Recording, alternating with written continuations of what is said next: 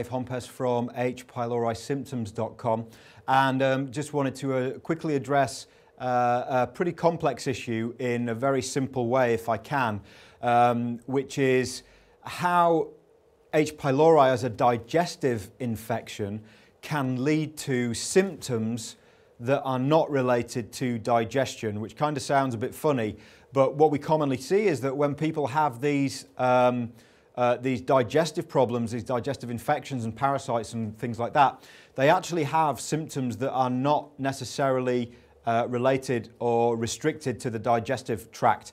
And there are a couple of reasons why that is.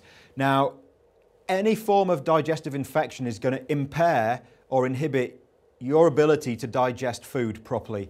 So first of all, if you can't break down food and absorb fats, proteins, carbohydrates, sugars, vitamins, minerals, and all these different wonderful nutrients that our body needs to work properly, then you may develop, in fact you will develop, nutritional deficiencies. Medical science has shown us that H. pylori can lead to iron deficiency anemia. It can lead to vitamin B12 deficiency. They don't really tend to test any other nutrients, unfortunately, so there aren't really many studies, but when I've tested clients for nutritional deficiencies, either during or after they've had digestive problems and digestive infections, we find all kinds of different nutritional deficiencies. Now, all these nutrients are required to get your metabolism and all the chemical reactions in your body working properly. And if they are not working properly, you are going to get symptoms elsewhere in your body, right? So you might have a vitamin B6 deficiency or a B12 deficiency or a zinc deficiency or a magnesium deficiency.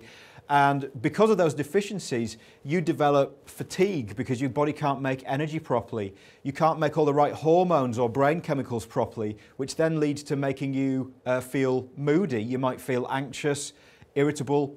Women might develop things like PMS, PMDD because of the hormonal imbalances that are caused.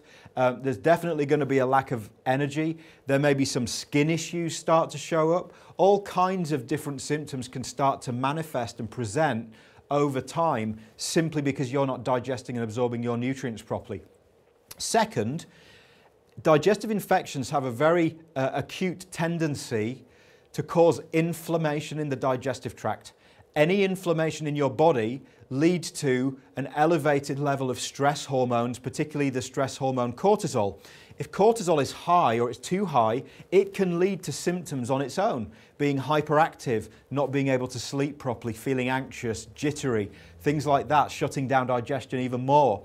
And the more cortisol there is, the less hormone pool there is to make some of the other hormones that help to balance things out. So in a woman, things like progesterone, which is very important for keeping mood stable during the second half of the menstrual cycle. We often find women who have progesterone deficiencies secondary to elevated cortisol, which is tertiary to actually having the gut problem. So the gut problem underlies everything, and I've seen mood problems, PMS, energy issues disappear simply by working on getting the digestion corrected. So just because these digestive bugs like H. pylori and its cousins live in the digestive system, it doesn't mean they cannot cause symptoms elsewhere in the body. And I really invite you to visit www.h-pylori-symptoms.com so that you can have a look at the other information and the more detailed information that we have on that topic at that website. So I'm Dave Hompes. I hope this has been useful for you. And if you have any of these symptoms, don't rule out a problem in your digestive system as the underlying cause.